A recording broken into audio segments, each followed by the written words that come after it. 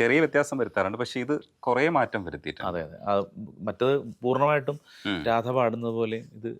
തിരിച്ച് അങ്ങനെയാണല്ലോ. ഈ കൈതപ്രം സാറിന്റെ എഴുത്തിലും മ്യൂസിക്കിലും ചെയ്തതാണ് താലോലം. അതെ ചേച്ചി പാടിയതിന്റെ വേർഷൻ പാടി അത് കാസറ്റിൽ മാത്രമേ അല്ല, ഉണ്ടായിരുന്നുള്ളൂ. കൈതപ്രസാറിന്റെ രചനയിലുള്ള പാട്ട് അതിൽ എനിക്ക് പാടാൻ പറ്റിയത് തേൻ നിലാവിൽ എന്നുള്ള പാട്ടാണ്. അത് കൂടാതെ ഒരു പാട്ട് കൂടെ ഉണ്ടായിരുന്നു. സുജാത ചേച്ചി പാടിയതാണ് തേൻ നിലാവിന്റെ ഒറിജിനൽ. അത് ലിറിക്സ് ചേഞ്ച് ഒന്നുമില്ല, മെയിൽ ഫീമെയിൽ സെയിം ആണ്. പിന്നെ ഒരു പാട്ട് കൂടി ശ്രദ്ധിക്കപ്പെടുന്ന അതിലുണ്ടായിരുന്നു, ഓരങ്ങളിൽ എന്ന് പറഞ്ഞ ഒരു ലളിതഗാനമാണത്. പക്ഷെ സിനിമ പാട്ടിന്റെ കൂടെ വന്നുകൊണ്ട് പലരും സിനിമ പാട്ടാണ് തെറ്റിദ്ധരിച്ചു. അത് പുതിയ രണ്ടാളുകളാണ് ചെയ്തത്. ഒരു KS പങ്കജാക്ഷൻ എന്ന് പറഞ്ഞ ഒരാൾ എഴുതി, PG ശശി എന്ന് പറഞ്ഞ അദ്ദേഹമാണ് മ്യൂസിക് ചെയ്തത്. അതൊരു ആൽബമായിട്ട് ചെയ്ത പാട്ടായിരുന്നു. അത് ഈ സിനിമയുടെ കാസറ്റിൽ, അന്ന് കാസറ്റാണല്ലോ, കാസറ്റിൽ യാദൃച്ഛികമായിട്ട് എത്തിപ്പെട്ടതാണ്. അങ്ങനെ ഒരു ഇൻട്രൊഡക്ഷൻ എനിക്ക് കിട്ടിയെന്നുള്ളതാണ് ആ പാട്ടിനെ സംബന്ധിച്ച് എനിക്ക് അതിനോടുള്ള ഒരു ഇഷ്ടം എന്ന് പറയുന്നത്. അപ്പോൾ ഈ അതിൽ തേൻ നിലാവ് എന്ന് പറഞ്ഞ പാട്ട് കൈതപ്രസാറിൻ്റെ രചനയിലും സംഗീതത്തിൽ പാടിയാണ് ശരിക്കും സിനിമയിൽ ഞാൻ കാലെടുത്ത് വെക്കുന്നത്. പക്ഷെ അതൊരു ഈ നമ്മുടെ സഞ്ജു സാംസണിനെ ടീമിലെടുത്ത പോലെ ആയിരുന്നു എൻ്റെ അവസ്ഥ. കുറേ കാലം ടീമിലുണ്ടോയെന്ന് ചോദിച്ചാൽ ഉണ്ട്, പക്ഷെ എന്നാൽ കളിക്കുന്നില്ല എന്ന് ചോദിച്ചാൽ കളിക്കുന്നില്ല. അങ്ങനെ കുറേ നാൾ ഞാൻ ടീമിലുണ്ട്, കളിക്കുന്നില്ല എന്ന് പറഞ്ഞിട്ട് ഇങ്ങനെ പ്ലേബാക്ക് സിംഗർ എന്നൊക്കെ ഉള്ള ബാനറിൽ എനിക്ക് കുറച്ച് പ്രോഗ്രാമൊക്കെ ആ സമയത്ത് കിട്ടി. പക്ഷേ പ്ലേബാക്ക് സിംഗർ ആവാൻ വേണ്ടി പിന്നെ 3 കൊല്ലം ഞാൻ കാത്തിരുന്നു. നീലാമ്പൽ പൂവിരിഞ്ഞോ താരകങ്ങളിൻ കൈക്കുമ്പിളിൽ പൊഴിഞ്ഞോ പാട്ടാണ്. ഈ MJ ആയിട്ട് ഒരുപാട് പാട്ട് പാടിയിട്ടുണ്ട്. അതിലും ഒരു റെക്കോർഡ് ഇപ്പോൾ സുദീപേട്ടൻ തന്നെ പറയാറുള്ള റെക്കോർഡ് എന്ന് പറയുന്നത് ശ്രേയ ഘോഷാലുമായിട്ട് ആദ്യത്തെ യുഗ്മഗാനം പാടിയത് സുദീപേട്ടനാണെന്ന് പറയുന്ന ഒരു ക്രെഡിറ്റ്. അത് മാത്രം ഇനി ആർക്കും ബ്രേക്ക് ചെയ്യാൻ പറ്റില്ല. അതിനുശേഷം ഒരുപാട് പാട്ട് ശ്രേയജിയായിട്ടും പാടിയിട്ടുണ്ട്. ഞാൻ തന്നെ 4 പാട്ട് പാടിയിട്ടുണ്ട്. ഇനി ചിലപ്പോൾ 40ഓ 50ഓ പാട്ടുകൾ പാടുന്നവരുണ്ടാവും ഭാവിയിൽ. പക്ഷേ ആദ്യത്തെ പാട്ട് ഇനി വേറെ ആർക്കും പാടാൻ പറ്റില്ല എന്നുള്ള ഒരു അഭിമാന ബോധത്തിലാണ് ഞാൻ ഇരിക്കുന്നത്. MJ ആയിട്ട് ഒത്തിരി പാട്ടുകൾ ചെയ്തിട്ടുണ്ട്. എനിക്ക് തോന്നുന്നു സുദീപേട്ടൻ്റെ ഹിറ്റ് പാട്ടുകളിൽ കൂടുതലും MJ ആയിട്ട് ചെയ്തതാണെന്ന് തോന്നുന്നു. ആദ്യ കാലങ്ങളിൽ പല സംഗീത സംവിധായകരും അവസരം തന്നിട്ടുണ്ടെങ്കിലും ജയൻ ചേട്ടനായിട്ടുള്ള അസോസിയേഷൻ മുതലാണ് ഈ സൂപ്പർ ഹിറ്റായ പാട്ടുകൾ എന്ന്, പ്രത്യേകിച്ച് സൂപ്പർ സ്റ്റാർ ഫിലിംസ്, മോഹൻലാലിൻ്റെ, ലാലേട്ടൻ്റെ സിനിമകൾ, ബിഗ് ബഡ്ജറ്റ് സിനിമകളിലൊക്കെ എനിക്ക് അവസരങ്ങൾ അങ്ങനെയാണ് വന്നത്. ആ പാട്ടുകളെല്ലാം ശ്രദ്ധിക്കപ്പെട്ടിട്ടുള്ളത് കൊണ്ട് തന്നെ നല്ലൊരു കോംബോ എന്ന രീതിയിൽ ആളുകളെല്ലാവരും ഇഷ്ടപ്പെട്ടിട്ടുണ്ട് എന്നാണ് എൻ്റെ വിശ്വാസം. ഒരു പാട്ട് MJ യുടെ ഏതെങ്കിലും പാടിയാൽ മതി. എൻ്റെ ശാരികേ പറയാതെ പോകയോ നിലാവിലെ നിഴൽ മേടയിൽ പാതിമാഞ്ഞ പാട്ടു ഞാൻ പെയ്തൊഴിഞ്ഞുവോ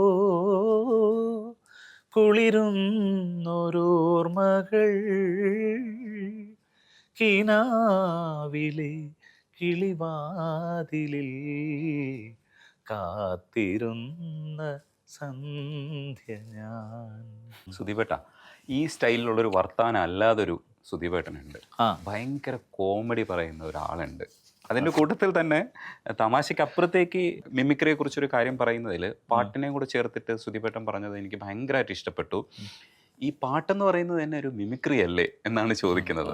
ശരിക്കും സത്യത്തിൽ അങ്ങനെ ആ ആസ്പെക്റ്റിൽ ആലോചിക്കുന്ന ഭയങ്കര രസമുള്ളൊരു പരിപാടിയല്ലേ? സംഗീത സംവിധായകർ പാടിത്തരുമ്പോൾ, നമ്മൾ പാടുമ്പോൾ നമ്മുടെ ശബ്ദം ഉണ്ടെങ്കിലും അവരുടെ ശൈലിയിൽ പാടുമ്പോഴാണ് ഭൂരിഭാഗം ആളുകൾക്കും ഇഷ്ടപ്പെടുന്നത്. അത് ഇന്ന് തുടങ്ങിയതല്ല, എല്ലാ കാലത്തും ഉള്ളതാണ്.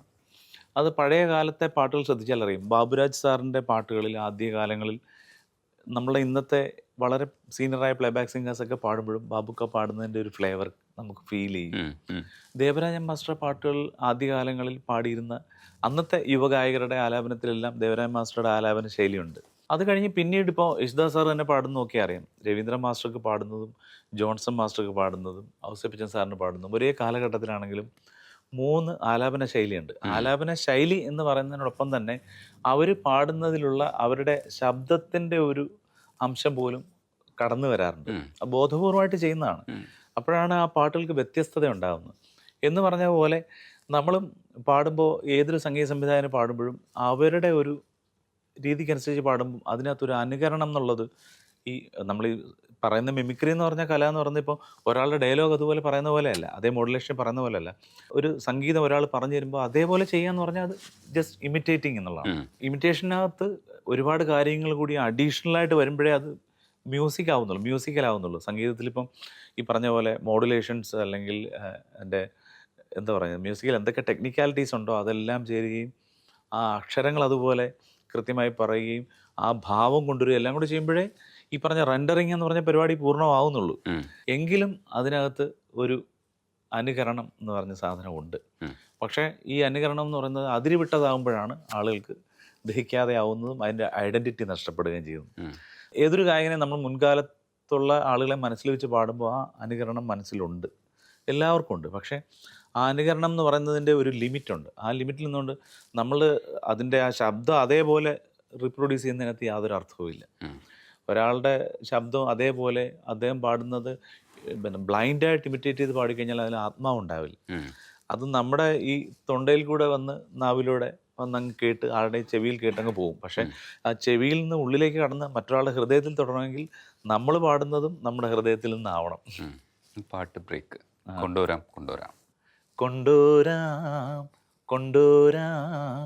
കൈതോലപ്പായ കൊണ്ടുവാം അന്ത്യാളൻ കാവിൽ കൊണ്ടുവാം. പുല്ലാനിക്കാടും കാണാം, വെള്ളാമ്പൽ പൂവും നുള്ളാം, മാനോടും മേട്ടിൽ കൊണ്ടുവാം. പെണ്ണേ കൊണ്ടുവരാം കൈതോലപ്പായ കൊണ്ടുവരാം. ഇനി മൊത്തത്തിൽ ഈ വർത്താനങ്ങൾക്കൊരു ബ്രേക്കാണ്. ഇനി സുധീവേട്ടൻ്റെ കഥകളാണ് എനിക്ക് കേൾക്കേണ്ടത്. എന്ത് കഥയാണ്? എന്തെല്ലാം കഥ പറയുമെന്നറിയാമോ? സുധീവേട്ടൻ്റെ കഥയിലെ ഏറ്റവും രസം എന്താണെന്നറിയാമോ? ഈ കോൺവെർസേഷൻ ഭയങ്കര രസമായിട്ട് അത് അവരുടെ ശബ്ദത്തിന്റെ ടെക്സ്ചർ ഉണ്ടാവും, പക്ഷെ ഒരിക്കലും വോയിസ് ഇമിറ്റേഷൻ അല്ല.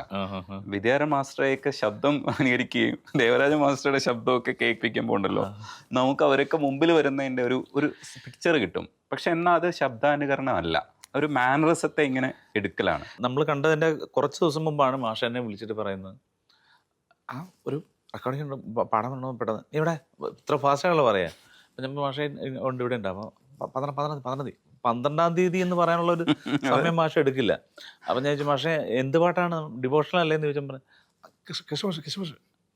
എനിക്ക് കാര്യം മനസ്സിലായി, പക്ഷെ വേറെ ആൾക്ക് ചിലപ്പോൾ മനസ്സിലാവില്ല. ക്രിസ്ത്യൻ ഡിവോഷണൽ എന്നാണ് ഉദ്ദേശിക്കുന്നത് എന്ന് പറഞ്ഞ പോലെ ഒരാൾക്കും. ദേവരാജ മാസ്റ്റർ വളരെ പതിഞ്ഞ ശബ്ദത്തിൽ സംസാരിക്കുന്ന ആളായിരുന്നു. ഇത്രയും ഘനഗംഭീരനായ ഒരു മനുഷ്യനാണെന്ന ശബ്ദം കേട്ടാൽ നമുക്ക് തോന്നില്ല.